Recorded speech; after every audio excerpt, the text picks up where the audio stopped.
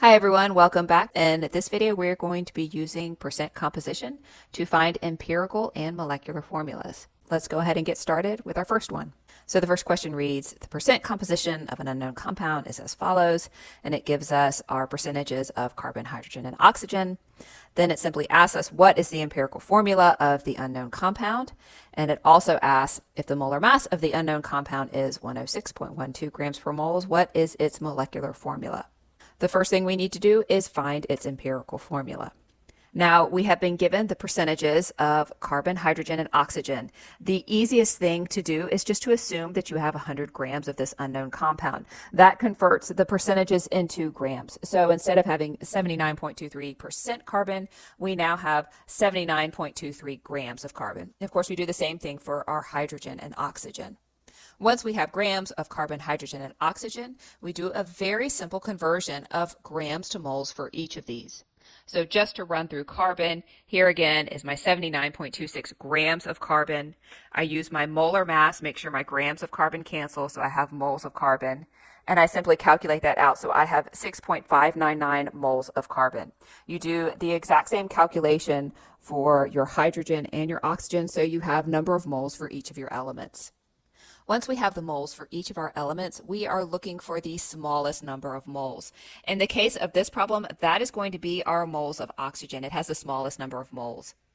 We then take that number of moles and we divide all of the other moles by it. So here for my carbon, this is my 6.599 moles of carbon.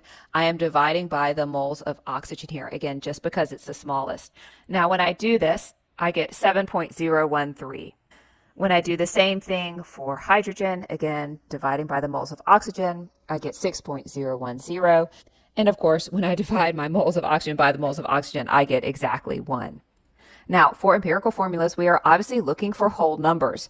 So we assume that our 7.013 is 7. Our 6.010 is 6. That means we have 7 carbons, 6 hydrogens, and 1 oxygen. So here is our empirical formula, C7H6O. So we have completed our first task. We have found the empirical formula for this unknown compound. The next part of the question asks us what the molecular formula is. The first thing we need to do is we need to calculate the molar mass of the empirical formula. Now when we calculate that, we get 106.12 grams per moles. Now if I scroll up back to the original problem, you can see that they gave us the molar mass of the unknown compound to be 106.12 grams per moles. Therefore, our empirical formula is our molecular formula. It's nice when you don't have to do any more work on these. Let's go to our second problem. This one reads, an unknown acid is found in the lab. There are 5 bottles of acids on the shelf. We have phosphoric acid, citric acid, benzoic acid, acetic acid, and tartaric acid. Now, the unknown acid is found to contain 68.85% carbon, 26.20% oxygen, and the remaining is hydrogen. And we want to know the identity of the unknown acid. As you will see, this is essentially the same problem, but it gives us a little bit of a twist. The first thing we need to do is we need to calculate the percent hydrogen. Our problem gives us our percent carbon and oxygen, just says the remaining is hydrogen. So let's get a number for that percent hydrogen. Of course, all our percentages must add up to give us 100%. So I am simply going to add my percentages of carbon and oxygen and figure out then what percentage remains that must be hydrogen. So our simple addition subtraction problem, and you get almost 5% hydrogen. Now, just like in our previous problem, I think the easiest thing to do is just assume you have 100 grams of this unknown compound. That converts all of our percentages straight to grams. So now we have 68.85 grams of carbon, 26.20 grams of oxygen, and 4.95 grams of hydrogen. Continuing on, we are going to take each of these grams and convert to moles. Again, if I just focus in on the calculation for carbon here, I'm using the molar mass of carbon to convert from grams of carbon to moles of carbon. So I'm getting 5.732 moles of carbon. Here are my moles of oxygen and my moles of hydrogen. Just like before, I need to find my smallest number of moles, and that's what I'm going to divide by. In this case, again, it is oxygen. So now I take each of my number of moles, and I am dividing by my moles of oxygen.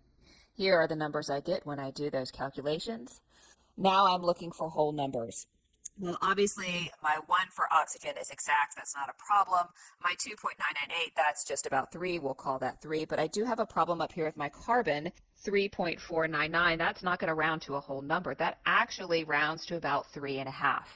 This is where the twist comes in. If you see that you have a half, it means you need to multiply through by 2. In essence, we are trying to eliminate the decimal.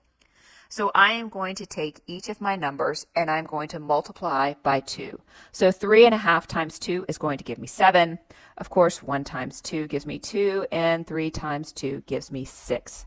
Now I have whole numbers for all 3 of my elements. My empirical formula is C7O2H6. While this is not my molecular formula, let's take a look at the molecular formulas of the known acids and just see if we can get one to match. So here's my list of all of my acids, and I have given the molecular formula for each of them. Since I only have carbon, oxygen, and hydrogen, it's actually very easy to eliminate phosphoric acid because we have no phosphorus.